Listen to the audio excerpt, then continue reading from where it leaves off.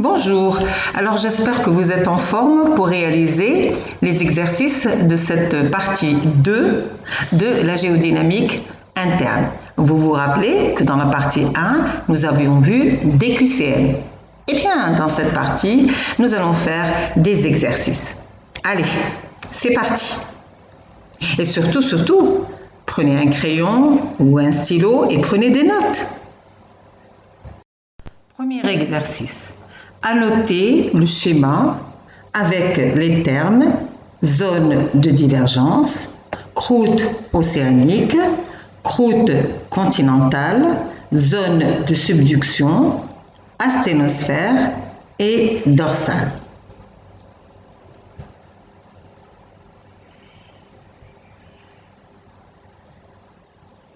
Et voilà le schéma annoté. Alors, vous remarquez qu'au niveau de la dorsale, dans les zones de divergence, il y a deux flèches rouges qui signifient qu'il y a un écartement à ce niveau. J'ai rajouté la lithosphère qui comprend une partie de la croûte continentale ou croûte océanique et une partie du manteau supérieur. Exercice 2. Complétez le texte suivant avec les mots suivants. Collision, disparaît, se rapproche, la lithosphère, rapproche, s'enfonce, du magma, subduction, s'écarte, l'asténosphère. Les différentes frontières de plaques sont les dorsales océaniques au niveau desquelles l'écartement des plaques permet la remontée venant de volcanisme effusif qui permet l'agrandissement d'eux. C'est l'endroit où les océans se créent et s'agrandissent. Les fosses océaniques au niveau desquelles les plaques la plaque océanique plus dense, sous la plaque continentale, puis fond dans l'asténosphère. La lithosphère, cela s'appelle une zone 2, c'est l'endroit où les océans disparaissent.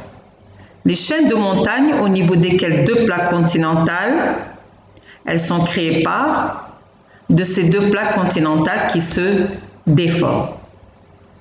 Alors réfléchissez aux mots que vous allez mettre. Prenez des notes. Et la correction, alors ça c'est comme un résumé. Les différentes frontières de plaques sont les dorsales océaniques au niveau desquelles les plaques s'écartent. L'écartement des plaques permet la remontée du magma venant de l'asténosphère. C'est un volcanisme effusif qui permet l'agrandissement de la lithosphère. C'est l'endroit où les océans se créent et s'agrandissent.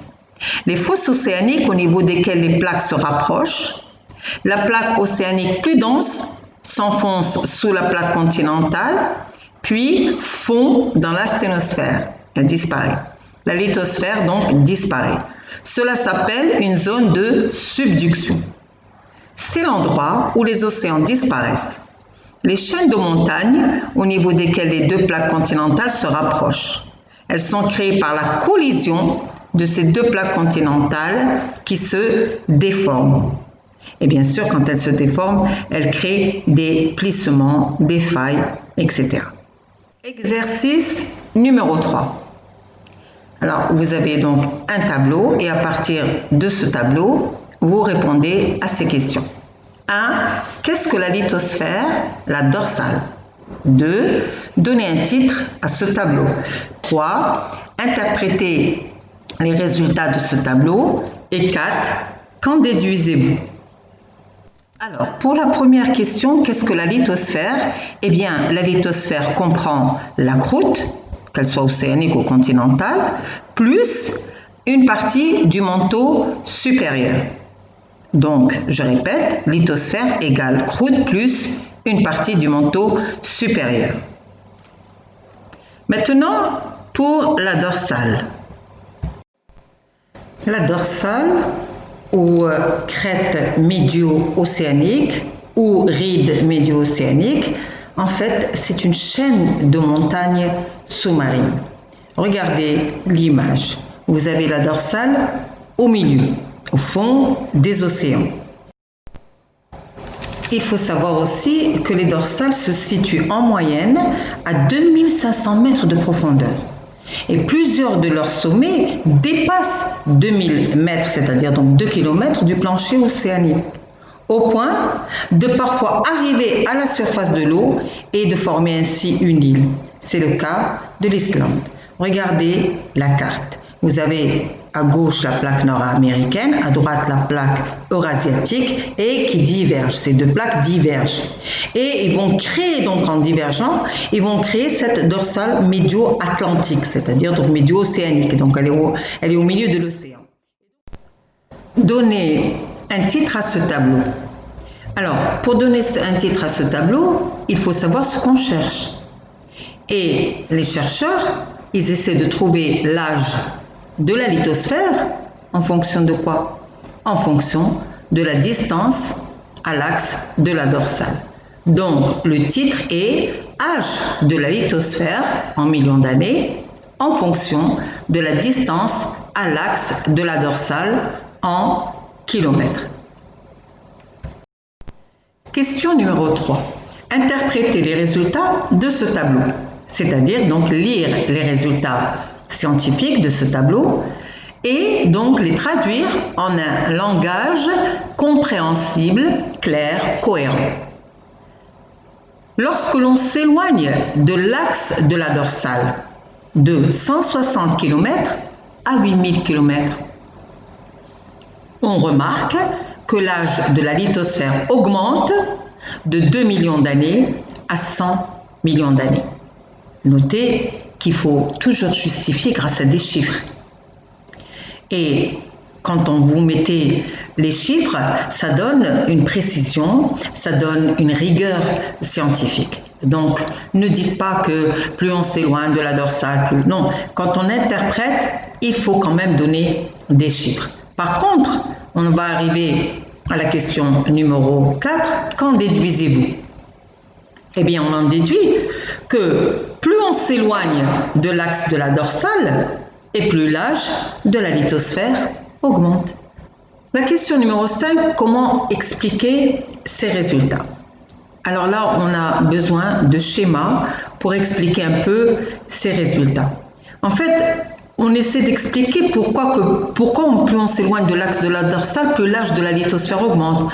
Ou bien on essaie d'expliquer que la lithosphère est très jeune au niveau de la dorsale. Comment expliquer donc que les fonds océaniques sont très jeunes au niveau de la dorsale? Alors, on va l'expliquer sous forme de schéma.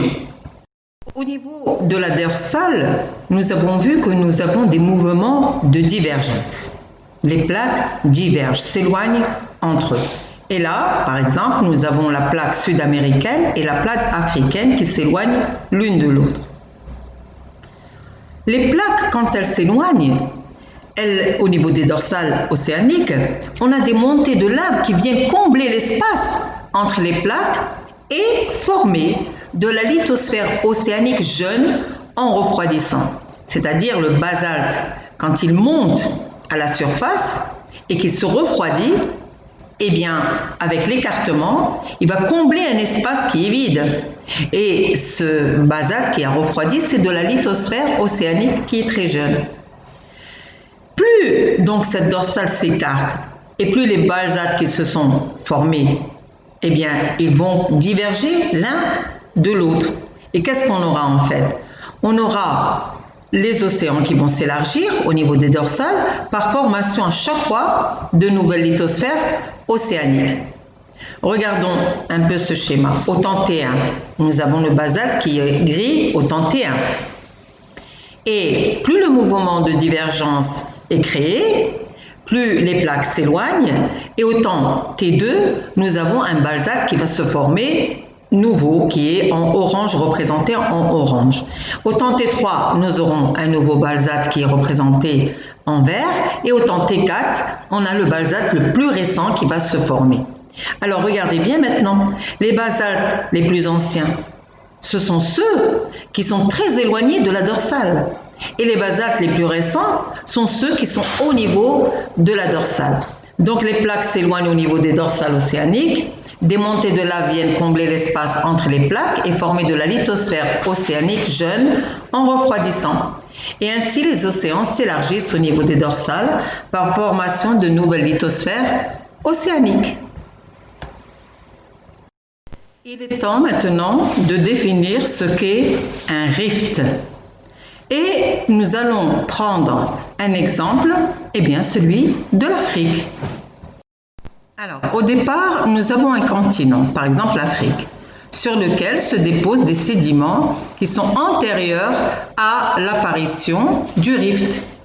Donc, se sont déposés bien avant l'apparition du rift. Et donc de l'océan, puisque un océan, il se forme à partir donc du rift, au même moment que le rift. Et si on fait une coupe schématique, tout est parallèle, les sédiments terribles, croûte continentale, manteau lithosphérique et asténosphère.